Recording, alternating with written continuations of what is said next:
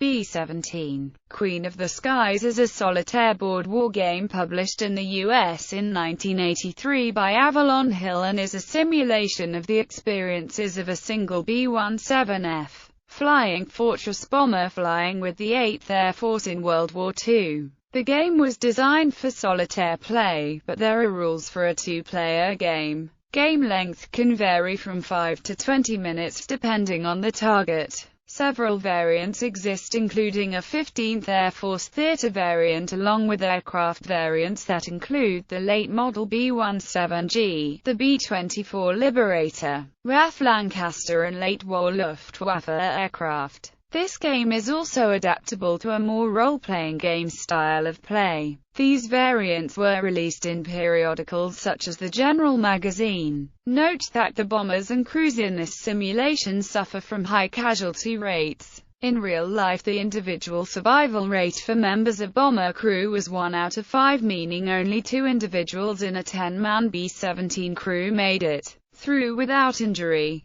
mental breakdown or becoming a fatality. Only when long-range fighter escorts were finally deployed did the attrition rate for crew diminish. Until the development and deployment of long-range escorts, the bombers had to literally fight their way to the target and back. The game is heavily dice-driven, and relies on several charts and tables to determine outcomes. Player participation is minimal, as the game system picks the targets to be flown to, and the enemy opposition as well as a number of random events that might take place. Player participation is generally limited to allocating defensive fire from the multiple weapons positions on the B-17. The game's missions take place in early 1943, between the early raids in 1942 and the costly deep penetration raids of autumn 1943. This was the period in which when the 8th Air Force was developing high-altitude daylight bombing strategy and tactics, while a seasoned Luftwaffe took advantage of the 8th Air Force's lack of long-range fighter escort and experience. Even with the then top-secret Norden bomb sight and intimidating B-17 combat boxes, flak, bad weather and determined Luftwaffe attacks resulting in a low number of bombs hitting the target, something that is clearly represented in the simulation.